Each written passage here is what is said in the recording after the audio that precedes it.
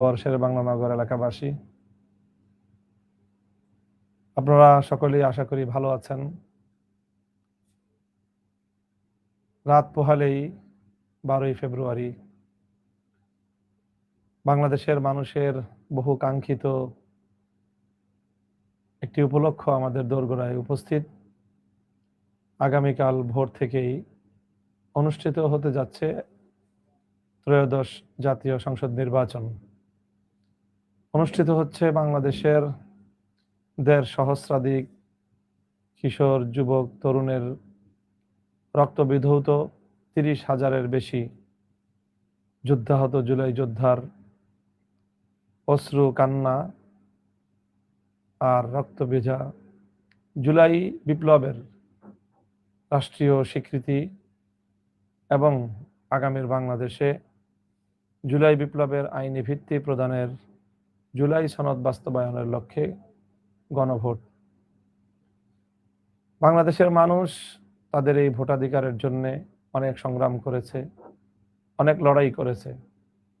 ফ্যাসিবাদ, জুলুমতন্ত্র, আধিপত্যবাদী শক্তির বিরুদ্ধে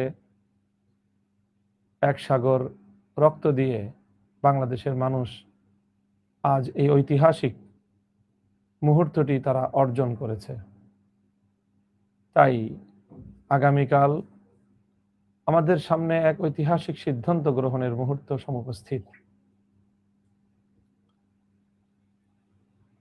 শুধু ঢাকা 13 আসন নয়, সারা বাংলাদেশের প্রতিটি নাগরিকের জন্য, প্রতিটি মানুষের জন্যই এই নির্বাচন গুরুত্বপূর্ণ বাংলাদেশের জন্য, গুরুত্বপূর্ণ বাংলাদেশের আগামীর স্থিতিশীলতা, শান্তি ও নিরাপত্তা প্রতিষ্ঠার জন্য। আমি সর্বপ্রথম আমার নির্বাচনী আসন ঢাকা 13 এলাকাবাসীকে আমার পক্ষ থেকে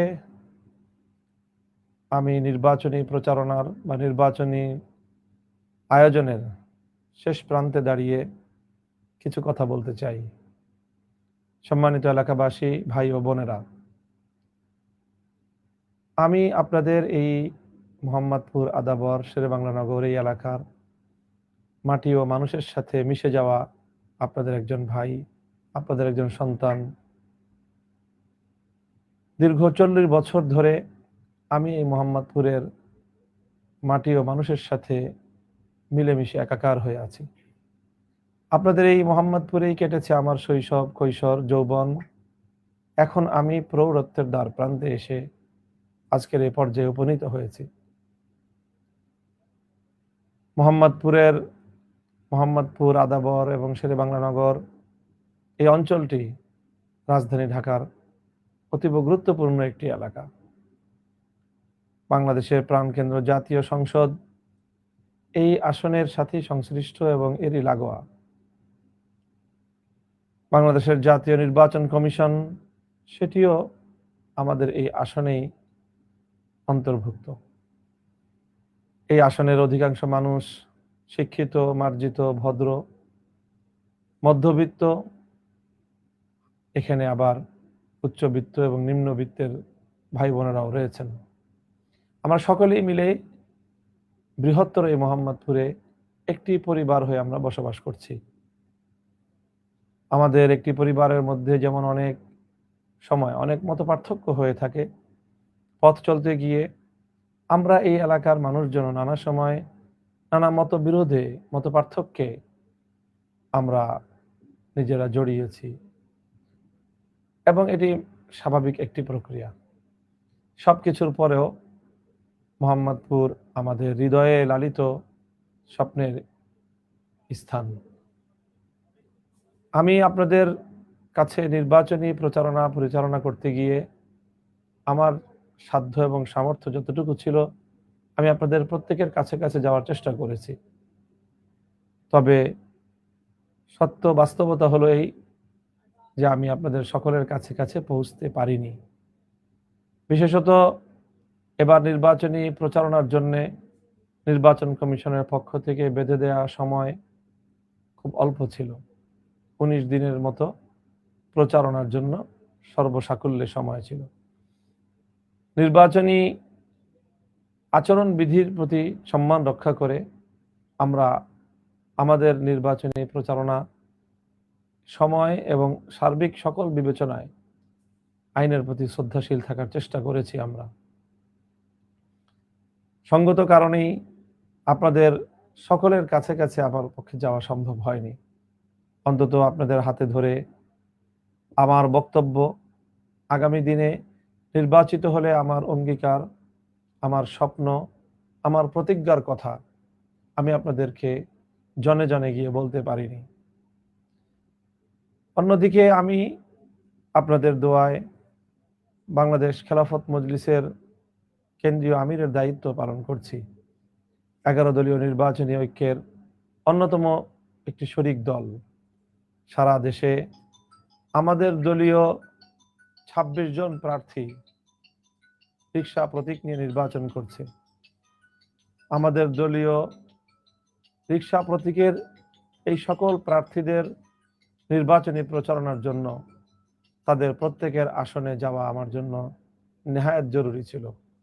এছাড়াও 11 দলীয় নির্বাচনী ঐক্য জোটের অন্যান্য শরিক দলের যে সকল প্রার্থীরা রয়েছেন তারাও অনেকে আমাকে তাদের নিজ নিজ আসনে সফরের জন্য, প্রোগ্রামে অংশগ্রহণের জন্য দাওয়াত দিয়েছেন, আহ্বান করেছেন। আমি কিছু প্রোগ্রামে যেতে পেরেছি, অধিকাংশ প্রোগ্রামই আমার পক্ষে যাওয়া সম্ভব হয়নি। সেই সকল ভাইদের কাছেও আমি আন্তরিকভাবে দুঃখ এবং ক্ষমা প্রার্থনা করছি, দুঃখ প্রকাশ করছি যে আমাদের এই সীমাবদ্ধতাটুকুকে আপনারা ক্ষমা সুন্দর দৃষ্টিতে দেখবেন।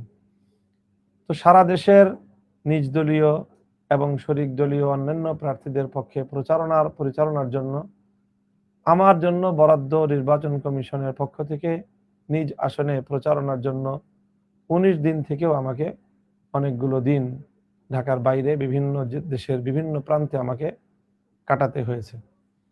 এরপরও আমি চেষ্টা করেছি সকাল থেকে রাত গভীর অবধি আমার নির্বাচনী আসনের প্রতিটি প্রান্তে প্রান্তে ছুটে যেতে, মানুষের কাছে কাছে পৌঁছতে, মানুষের সঙ্গে মিশে মানুষের হৃদয়ে আমার হৃদয়ের উত্তাপটুকু পৌঁছে দিতে, আমার মনের কথাগুলো মানুষকে বলে শোনাতে আমি চেষ্টা করেছি যতটুকু আল্লাহ আমাকে তৌফিক দান করেছেন।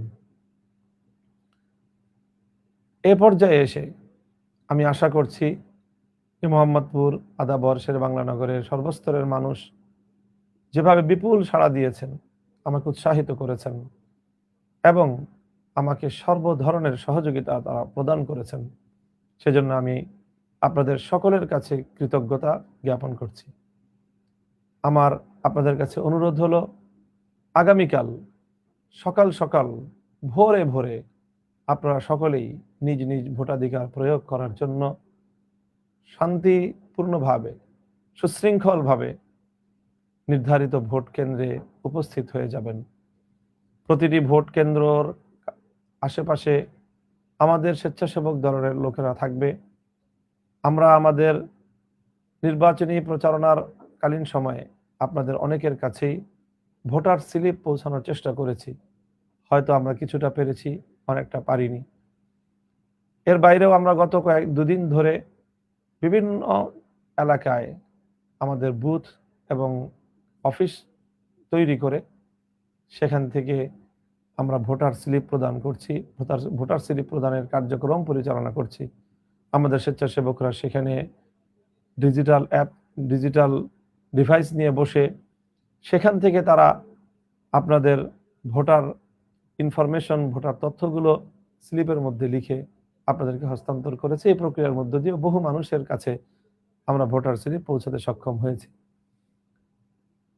এভাবে এরপরেও হয়তো কিছু মানুষের কাছ পর্যন্ত আমরা পৌঁছতে পারিনি, তাদের কাছে তাদের ভোটার স্লিপ পৌঁছাতে পারিনি। এখনো আমাদের দায়িত্বশীল কর্মীরা, আমাদের স্বেচ্ছাসেবকরা এই কাজগুলো নিয়ে মাঠে ময়দানে বিভিন্ন জায়গায় তারা বসে আছে প্রচারণামূলক। তারা এই নির্বাচনী ভোটার স্লিপ তারা মানুষের কাছে কাছে পৌঁছানোর জন্য অক্লান্ত পরিশ্রম করে যাচ্ছে, চেষ্টা করে যাচ্ছে। এই সময়ে আমরা নির্বাচনী প্রচারণার প্রয়োজনে আমরা বেশ কিছু প্রচারপত্র এবং প্রচারের সরঞ্জাম ব্যবহার করেছি। কিছু বিলবোর্ড লাগিয়েছি, কিছু ব্যানার লাগিয়েছি, আমরা কিছু ফেস্টুন লাগিয়েছি। এই জাতীয় বেশ কিছু প্রচারণার সরঞ্জাম মাধ্যমে উপায় উপকরণ ব্যবহার করে আমরা আমাদের কাছে, আপনাদের কাছে, জনগণের কাছে আমাদের প্রচারণা, আমাদের দাওয়াত এবং আমাদের আহ্বান, আমাদের প্রতীক এবং মার্কার পরিচিতি মানুষের কাছে তুলে ধরার চেষ্টা করেছি। কতটুকু পেরেছি সেটার বিবেচনা আপনারাই করবেন। আমরা চাই আমাদের মোহাম্মদপুরটাকে আমরা আমাদের মতো করে সুন্দর করে গড়ে তুলব। মোহাম্মদপুরের অনেক সম্ভাবনা যেমন রয়েছে, মোহাম্মদপুরের গৌরবোজ্জ্বল এক অতীত ইতিহাস রয়েছে। এই মোহাম্মদপুরে বিভিন্ন সম্প্রদায়ের মানুষজন সম্প্রীতির এক অনন্য বন্ধনে আমরা আবদ্ধ রয়েছি। এই মোহাম্মদপুরে যেমনই রয়েছে দীর্ঘ প্রায় 500 বছরের ঐতিহ্যের ধারক, ঐতিহ্যের লালন কেন্দ্র, মোগল আমলের অনন্য এক স্থাপত্য শৈলীর স্বাক্ষর হয়ে দাঁড়িয়ে আছে রাজধানীর পশ্চিম প্রান্তের কোল ঘেঁষে ঐতিহাসিক 7 গম্বুজ মসজিদ। এখানে আছে আবার অনেক পুরনো সনাতন ধর্মাবলম্বী, হিন্দু ধর্মাবলম্বীদের আখড়া মন্দির। এখানে আছে খ্রিস্টানদের গির্জা। আমরা হিন্দু, বৌদ্ধ, খ্রিস্টান, মুসলমান সব ধর্মাবলম্বী এখানে আমরা মিলেমিশেই প্রতিবেশী সুলভ সুন্দর সৌহার্দ্যপূর্ণ আচরণ করে আমরা সৌহার্দ্যের এক অনন্য দৃষ্টান্ত স্থাপন করেছি। মোহাম্মদপুরে আরেকটি সৌন্দর্য হলো মোহাম্মদপুরে বাঙালি অবাঙালি বিশাল কমিউনিটি, আমরা যুগের পর যুগ হাতে হাত মিলিয়ে আমরা একই এলাকায় বসবাস করছি এবং আলহামদুলিল্লাহ এই এলাকার মানুষের মধ্যে যে সৌহার্দ্য, যে সম্প্রীতি, সেটি এক কথায় বলতে গেলে অনিন্দ্য সুন্দর। এই এলাকার একটি অনন্য গৌরবোজ্জ্বল অধ্যায়।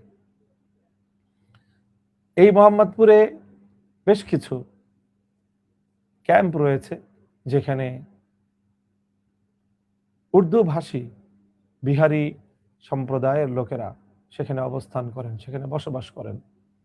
সেই বিহারি ক্যাম্পগুলোতে মানুষের যে থাকার অবস্থা, মানুষের যে বসবাসের অবস্থা, সেটি এক কথায় বলতে গেলে অত্যন্ত মর্মান্তিক। মানবেতর জীবন তাদেরকে সেখানে যাপন করতে হচ্ছে।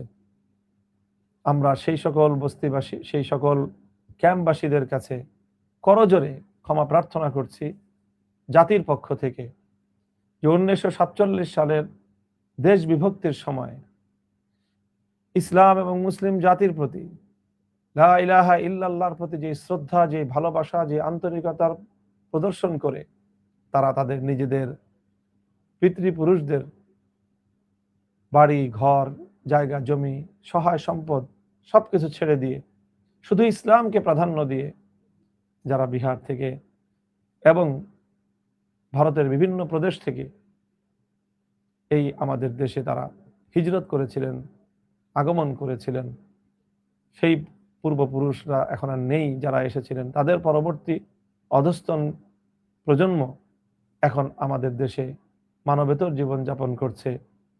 এই ইতিহাসের দায় আমাদের উপরে বর্তায়। তারা আমাদের দেশে এসেছিল ব্যক্তির স্বার্থে নয়, তারা বাংলাদেশে এসেছিল নিজেদের গোষ্ঠীর স্বার্থ উদ্ধার করার জন্য নয়, তারা বাংলাদেশে এসেছিল ইসলামের জন্য, একটি ইসলামী দেশ হবে সেই আশায়, সেই স্বপ্ন নিয়ে আল কোরআনের একটি রাষ্ট্র ব্যবস্থার অধীনে তারা তাদের জীবন যাপন করতে পারবে এমনই একটি স্বপ্ন নিয়ে তারা এই দেশে এসেছিলেন। কিন্তু ভাগ্য বিড়ম্বনায় সে স্বপ্নই রয়ে গেছে। আজও সেই কাঙ্ক্ষিত ইসলামী রাষ্ট্র তারা উপহার পায়নি। অন্যদিকে তাদের স্বাভাবিক জীবন জীবিকাটাও এখনো পর্যন্ত নিষ্কণ্টক নয়। এখনো পর্যন্ত তাদেরকে অনেক জীবন যুদ্ধে অবিরাম সংগ্রাম করে তাদেরকে দিনাতিপাত করতে হচ্ছে। ইনশাআল্লাহ আল্লাহ যদি আমাকে আপনাদের দায়িত্বশীল নিযুক্ত করেন, আপনারা যদি আমাকে আপনাদের পবিত্র ভোটের আমানত প্রদান করেন, আমি আপনাদের সঙ্গে বারবার অঙ্গীকার করেছি, ওয়াদা করেছি, ইনশাআল্লাহ যে কোনো মূল্যে আপনাদের ভোটের সেই আমানতের সম্মান আমি রক্ষা করব ইনশাআল্লাহ। বিহারি, নন বেঙ্গলি সকল কমিউনিটিকে তাদের সব সমস্যার সমাধান করে সম্মানের সাথে সম্পূর্ণ নাগরিক সুযোগ সুবিধা, নাগরিক অধিকার, নাগরিক মর্যাদা নিয়ে তারা যেন আমাদের দেশে বসবাস করতে পারে। একই সাথে যেন আমরা আমাদের দেশটাকে অগ্রসর করার জন্য কাঁধে কাঁধ মিলিয়ে ভাই ভাই হয়ে যেন আমরা কাজ করতে পারি, সেই পরিবেশ ইনশাআল্লাহ আমি নিশ্চিত করব। মোহাম্মদপুর আদাবর শেরেবাংলা নগর এই এলাকার আরো বেশ কিছু ইতিহাস রয়েছে, অনন্য গৌরবের ইতিহাস, আমাদের মুখ উজ্জ্বল করা ইতিহাস। এই এলাকার নামটি আমাদের জন্য অত্যন্ত সৌভাগ্যের একটি বার্তাবাহী। বিশেষত বৃহত্তর মোহাম্মদপুর, হযরত রাসূল সাল্লাল্লাহু আলাইহি ওয়াসাল্লামের নামে নামকরণকৃত এই মোহাম্মদপুর, এটি নামই আমাদের জন্য অত্যন্ত গৌরব এবং আনন্দের উপলক্ষ। কিন্তু দুর্ভাগ্যজনকভাবে দীর্ঘ একটি সময় এই মোহাম্মদপুরে নেতৃত্ব নির্বাচন হওয়ার ক্ষেত্রে মোহাম্মদপুরের মানুষের সাথে, মোহাম্মদপুরের জনসাধারণের সাথে একটি নির্দয় আচরণ করা হয়েছে। বারবার মোহাম্মদপুরের অবস্থানকারী নয়, বাইরে থেকে এখানে এলাকার মানুষের জনপ্রতিনিধি নিযুক্ত করা হয়েছে। কখনো ঢাকার বাইরে থেকে, কখনো ঢাকার অন্যান্য অঞ্চল থেকে। অথচ মোহাম্মদপুর, শেরেবাংলা নগর, আদাবর এমন একটি অঞ্চল যে এখানে প্রতিটি রাজনৈতিক দলের সুযোগ্য এবং ত্যাগী নেতাকর্মীরা রয়েছেন, যারা এই এলাকার মানুষের প্রতিনিধিত্বটা যথাযথভাবেই করতে পারেন। কিন্তু বলতে হবে, এই এলাকার মানুষের প্রতি এক ধরনের অবিচার করা হয়েছে, যে বাইরে থেকে, এমনকি মোহাম্মদপুর এলাকার ভোটারও নয়, ভোটটা পর্যন্ত অন্য এলাকায় প্রদান করতে হবে এমন মানুষকে আজ মোহাম্মদপুরের এলাকার জন্য জনপ্রতিনিধি হিসেবে নিযুক্ত করার একটি প্রয়াস চালানো হচ্ছে।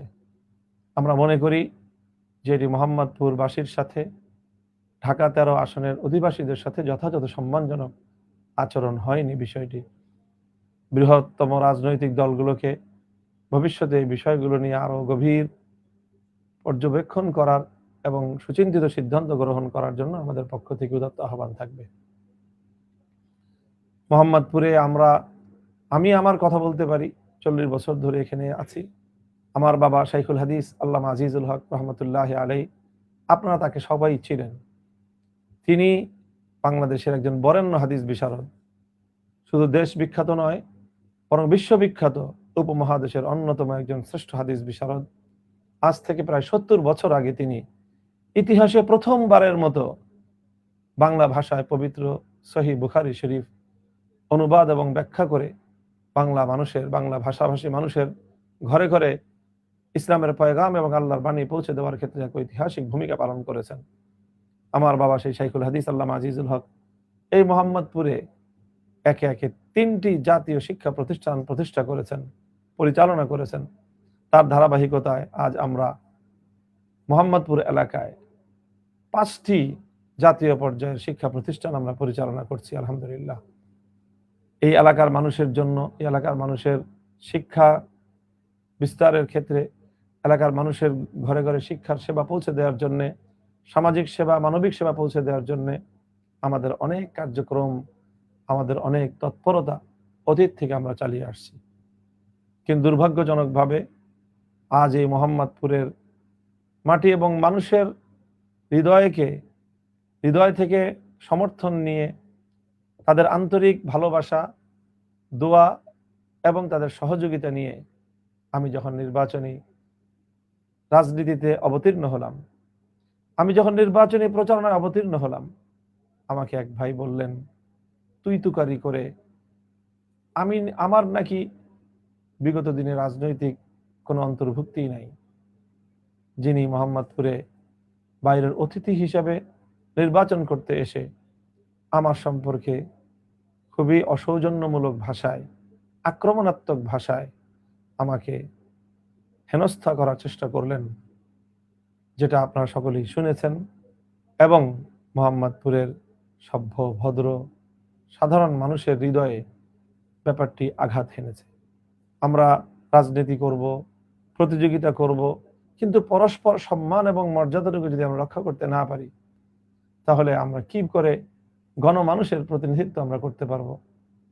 এর চেয়েও আরো বড় ভয়াবহ একটি কথা আমাদেরকে শুনতে হয়েছে যে একজন প্রার্থী তিনি বলেছেন তার দলের লোকেরা পেশাব করে দিলে আমি এবং আমাদের দল বল, আমাদের জোট এবং আমাদের প্রতীক দাঁড়িপাল্লা রিক্সা সহ সব নাকি ভেসে যাবে।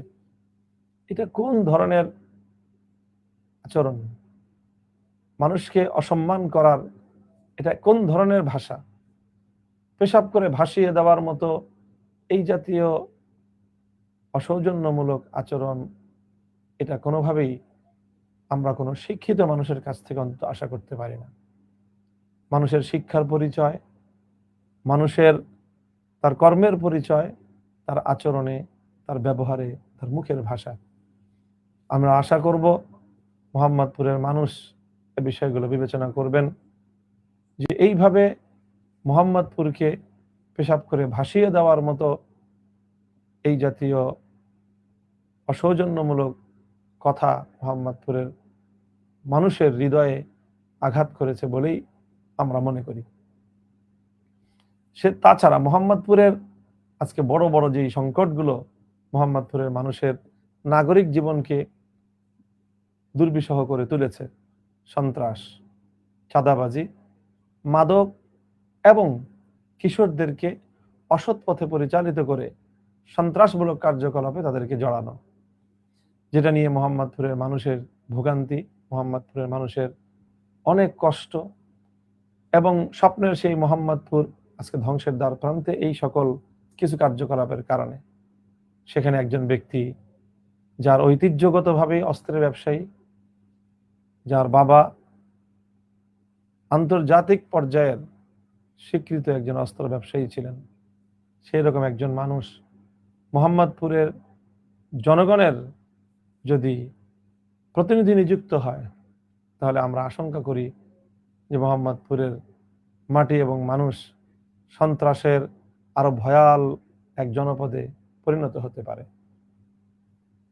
কাজেই এই সকল পরিস্থিতিতে আমরা আশা করব যে মোহাম্মদপুরের যে সমস্যাগুলো, মোহাম্মদপুরের যেই সন্ত্রাস, চাঁদাবাজি এবং মাদকের যারা নিয়ন্ত্রণকারী রয়েছে, সেই সকল প্রতাপশালী গডফাদারদের মুখোমুখি দাঁড়িয়ে তাদেরকে মোকাবেলা করে প্রিয় মোহাম্মদপুর আদাবর এই অঞ্চলের মাটি ও মানুষকে শান্তি ও নিরাপত্তা দেওয়ার জন্য যে সৎসাহস প্রয়োজন, যে রাজনৈতিক অবস্থান প্রয়োজন, আমি আল্লাহর রহমতের উপর ভরসা করে আত্মবিশ্বাসের সাথে বলতে পারি আপনাদের কাছে যে আলহামদুলিল্লাহ আমার সেই সৎসাহস আছে, আমার সেই হিম্মত আছে এবং ইনশাআল্লাহ আমার সেই আত্মবিশ্বাসও আছে। আমি আশা করি যে আগামীকাল আপনারা আপনাদের ভোটাধিকার প্রয়োগ করবেন এবং রিকশা মার্কাকে আপনারা জয়যুক্ত করবেন ইনশাআল্লাহ। গণভোটে আপনারা হাঁ ব্যালটে সিল দিবেন আর সংসদ নির্বাচনে রিকশা মার্কায় আপনারা সিল মারবেন। প্রিয় ভোটার ভাই ও বোনেরা, সিল মারার সময় খুব খেয়াল করবেন যেন আপনার সিলের মধ্যে সিলের যে কালি লাগবে সেই কালিটা যেন আপনার যেই জায়গাটায় সিল মারলেন, যেই মার্কার উপর, রিকশার উপর এই সিলটা যেন, এই সিলের কালিটা যেন কাগজের অন্যত্র কোথাও গিয়ে না লাগে। আপনার এই কাগজের কালি যদি অন্যত্র লেগে যায়, আপনার মূল্যবান ভোটটি নষ্ট বলে গণ্য হতে পারে। এই বিষয়ে আপনারা সকলেই সতর্ক থাকবেন বলে আমি আশা করি। মোহাম্মদপুরের আদাবর এই অঞ্চলে আরো অনেক সমস্যা, অনেক সংকট রয়েছে। আপনারা যদি আমাকে ভোট দিয়ে আপনাদের প্রতিনিধি নিযুক্ত করেন, ইনশাআল্লাহ আজিজ, আমি যে প্রতিশ্রুতি মাঠে ময়দানে আপনাদের কাছে দিয়েছি, আবারও দিচ্ছি, আমি জাতীয় সংসদে আপনাদের পক্ষ থেকে গিয়ে আল কোরআনের কথাগুলো আমি সেখানে তুলে ধরব। আমাদের দেশ, আমাদের জাতি, মুসলিম উম্মার একটি গর্বিত সদস্য এই বাংলাদেশ, এটাকে কোরআনের ধারায় যেন পরিচালিত করতে পারি, আল্লাহর কোরআনের কথাগুলো যেন আমি জাতীয় সংসদে তুলে ধরতে পারি, সেই সাথে দেশের গৌরব, দেশের মর্যাদা, দেশের স্বকীয়তা রক্ষা করা, মোহাম্মদপুর, আদাবর এবং শেরেবাংলা নগরের মানুষের সকল সুখে দুঃখে হাসি কান্নায়, তাদের সংকটে সমস্যায় সর্ব অবস্থায় যেন আমি তাদের পাশে থাকতে পারি, তাদের দায়িত্ব পালন করতে পারি, সেই উদ্দেশ্য নিয়েই আমি এই নির্বাচনে প্রতিদ্বন্দ্বিতা করছি। আমি আশাবাদী যে আপনারা আপনাদের ভোট আমাকে প্রদান করবেন। আপনারা অনেক দল দেখেছেন, অনেক মার্কা দেখেছেন। এবার সারা দেশের মানুষের হৃদয়ের একটা গভীর আকাঙ্ক্ষা বিপুলভাবে আমাদেরকে আশাবাদী করে তুলেছে। সেটা মানুষ পরিবর্তনের আশায় বুক বেঁধেছে। বাংলাদেশের প্রায় প্রতিটি নাগরিকের চোখে মুখে এক নতুন উচ্ছ্বাস। তারা বাংলাদেশের রাজনৈতিক ব্যবস্থায় একটা পরিবর্তনের আসন্ন সম্ভাবনা দেখে তারা উচ্ছ্বসিত। আমি বারবার বলছি, বাংলাদেশের রাজনীতিতে সন্ত্রাস, পেশিশক্তি এবং গুন্ডামির যেই দূষিত ধারা রয়েছে, সেটাকে বাংলাদেশের রাজনীতি থেকে উৎখাত করতে হবে আমাদেরকে। যারা গায়ের জোরে, পেশিশক্তির বলে, গুন্ডা মাস্তান দিয়ে রাজনীতিকে নিয়ন্ত্রণ করতে চায় বা নিয়ন্ত্রণ করে আসছে, এই জাতীয় রাজনীতি থেকে আমাদেরকে অবশ্যই বেরিয়ে আসতে হবে। দ্বিতীয় হলো, রাজনীতি হবে দেশের মানুষের সেবা করার উপায়। রাজনীতি নিজের ব্যক্তিগত স্বার্থ এবং অর্থ উপার্জন করার, দুর্নীতি এবং লুটপাটের কোনো হাতিয়ার রাজনীতি যেন না হয়, সেই রকম একটা নতুন বন্দোবস্ত বাস্তবায়নের জন্য এবারে নির্বাচন একটি ঐতিহাসিক ভূমিকা পালন করবে বলে আমরা আশাবাদী। এজন্য আমি ঢাকা 13 আসনের সকল ভোটারদের প্রতি উদাত্ত আহ্বান জানাচ্ছি, আপনারা সকাল সকাল গিয়ে রিকশা মার্কায় ভোট প্রদান করবেন এবং গণভোটে হাতে সিল মারবেন। সেই সাথে সারা দেশবাসী, দেশের প্রতিটি অঞ্চলের নাগরিকদেরকে বলবো, যোগ্য প্রার্থীদেরকে আপনারা ভোট দিন। 11 দলীয় নির্বাচনী ঐক্য যেটা আমরা গঠন করেছি, আমরা দেশটাকে একটা নতুন কিছু উপহার দিতে চাই। তাই আমরা বলছি, অনেক কিছুই তো দেখেছেন, একবার আমাদেরকে একটু যাচাই করে দেখুন না। ইনশাআল্লাহ আমরা দেশবাসীকে সুন্দর কিছুই উপহার দিতে সক্ষম হব ইনশাআল্লাহ। বাংলাদেশ খেলাফত মজলিস মনোনীত 11 দলীয় নির্বাচনী ঐক্যের যে সকল প্রার্থীরা রয়েছেন, ময়মনসিংহ 1 আসন থেকে মাওলানা তাজুল ইসলাম, ময়মনসিংহ 2 আসন থেকে মাওলানা মুফতি মোহাম্মদুল্লাহ, নেত্রকোনা 1 আসন থেকে জনাব গোলাম রব্বানী, কিশোরগঞ্জ 1 আসন থেকে জনাব হেদায়েতুল্লাহ হাদি, কিশোরগঞ্জ 6 আসন থেকে মাওলানা আতাউল্লাহ আমিন, সুনামগঞ্জ 3 আসন থেকে অ্যাডভোকেট মাওলানা শাহিনুর পাশা চৌধুরী, সিলেট 3 আসন থেকে মাওলানা মুসলিহুদ্দিন আহমদ রাজু, মৌলভীবাজার 4 আসন থেকে মাওলানা শেখ নূরে আলম হামিদি, হবিগঞ্জ 1 আসন থেকে মুফাসসিরে কোরআন মাওলানা সিরাজুল ইসলাম মিরপুরি, বিবাড়িয়া 5 আসন থেকে মুফতি আমজাদ হোসাইন আশরাফি,